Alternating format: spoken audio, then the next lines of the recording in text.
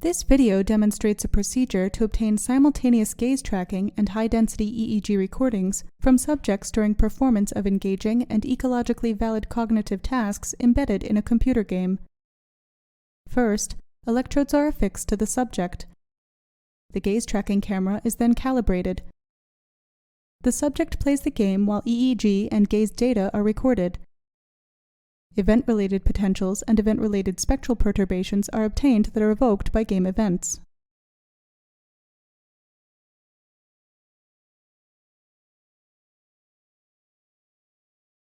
The main advantage of this technique over existing methods, for example, stimulus presentation packages like ePrime or Presentation, is that embedding experiments within a computer game relieves performance anxiety by moving away from an explicit testing context, and help subjects remain motivated and engaged with tasks throughout a long experimental session encompassing a broad array of cognitive tasks.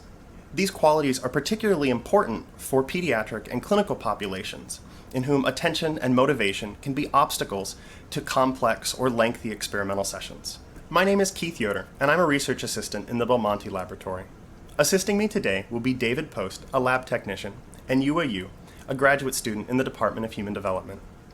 We will be using a 128-channel Biosemi Active 2 measurement system and an iLink 1000 infrared gaze tracker from SR Research. Before the combined computer game and EEG experiment can begin, the electrodes should be balanced to ensure that they have small offsets in the range of plus or minus 20 microvolts. An hour before the subject arrives for the EEG experiment, balance the electrodes by